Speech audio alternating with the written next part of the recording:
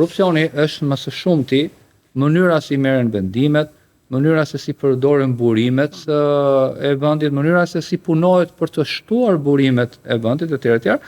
Se sa vetëm se si po merren këto vendime, ka transparencë, ka llogaridhënie. Eksakt.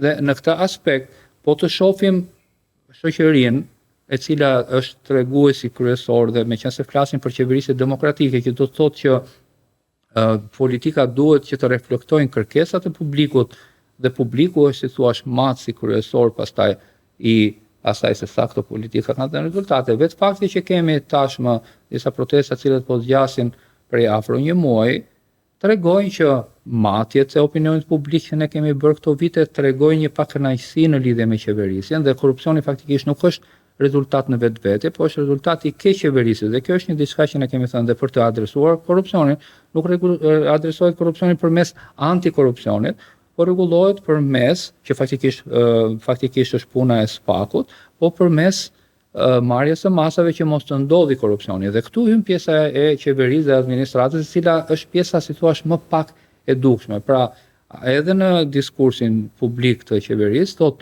këto punë zgjidhin institucionet e gjyqësorit. Në fakt, edhe nga pikpamja thjesht etike, jo administrative, ekzekutivi ka si qëllim në radhë parë që ka për detyrë që korrupsioni të mos ndodhi në prokurime apo dhe në forma tjera.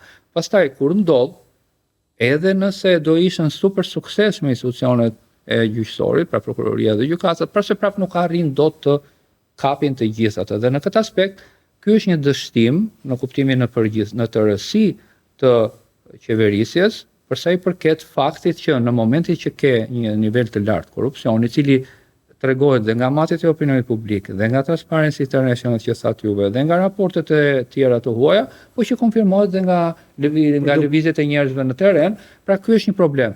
Por ky nuk zgjidhet përmes formës represive të institucioneve sigurisë, dhe ajo që është e munguar në Shqipëri, po përpiqem ta theksoj, është fakti i përgjegjshmërisë që institucionet e ekzekutivit duhet të bëjnë shumë më tepër që korrupsioni të mos ndodhi. Dhe pastaj atë pak që ndodh, që si rregull duhet të ishte më i vogël, duhet që të merreshin institucionet e sigurisë që me kalimin e kohës arrinin në një ekuilibër që të ishte minimal ky lloj fenomeni. Që kemi ne është sepse nga njëra palë zgjedhje në tjetrën, flasim nga 2013 deri më sot, në 4 mandate, pushteti ka ardhur duke u konsoliduar. Pra ne kemi rishkitur nga demokracia hibride thot Freedom House në një autoritarizëm konkurrues. Pra një dorë ka dhe kontrollin dhe pushtetin qendror, dhe pushtetin lokal, dhe parlamentin, i cili është kryetarokraci, pra ka mungon ajo hallka e përfaqësimit. Dhe kjo si pasaj në çedim të disa elementeve që ju i përmendët, për shembull transparenca. Ne këto ditë ka qarkulluar Albania Files, ku kryeministri vet Shkop ka mbi 550 ca projekte që ka angazhuar studiot më prestigjioze ndërkombëtare të arkitekturës, ndërkohë që nuk dihet kush janë përfituesit fundor, pra oligark vendas, të ndërkombëtar, ndërkohë që publiku nuk di. Pra ne i dim këtë informacion nga gazetarë të huaj, të cilët natyrisht kryeministri e marketon si diçka pozitive në funksion të vizionit e tij për Shqipërinë. Pra, mungesë e transparencës me fjalë tjera. Kemi mungesën e llogaridhënies. Si mund të kemi llogaridhënie ku parlamenti është thjesht ratifikues i projekt ligjeve që shkojnë nga qeveria. Dhe asnjë projekt ligj tjetër, megjithëse nga e propozuar nga deputetët opozitar apo nga shoqëria civile, nuk pranohet. Nuk kemi akte referendare, pra pengohet në çdo lloj mënyre, çdo lloj forme referendumi lokal dhe kombëtar. Atëherë duke mos pasur këto elemente, instrumenta demokratik, si mund të rritet llogaridhënia, si mund të rritet transparenca, si mund të luftohet korrupsioni,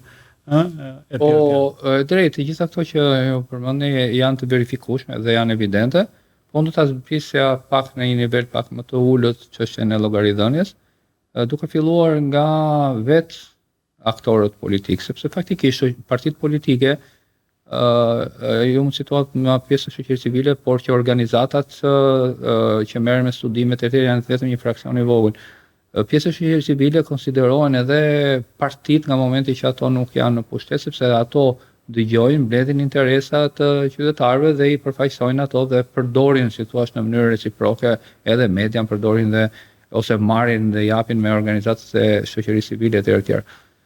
Po të bëjmë një analizë pak më të nivelit më të ulët dhe të shikojmë vetë llogaridhënien e brendshme të partive politike, që si thuash janë laboratori ose janë maketi i qeverisjes së ardhshme, aty kemi një sër problemesh të brendshme që kanë të bëjnë me mënyrën se si partitë politike rekrutojnë, pra meritokracia e brendshme në radhë të parë, llogaridhënia e brendshme, se sa institucionet, strukturat brenda partive janë llogaridhënëse ndaj qytetarëve, për shembull deputetët aty ku zgjidhen apo kryetarët e partive aty ku zgjidhen, dhe pastaj duke zbritur duke ngjitur deri te kryetarët e partive në raport me. Dhe kjo matet edhe për duke parë periodicitetin e proceseve të brendshme, se sa të hapura janë ato, zgjedhjet në parti etj.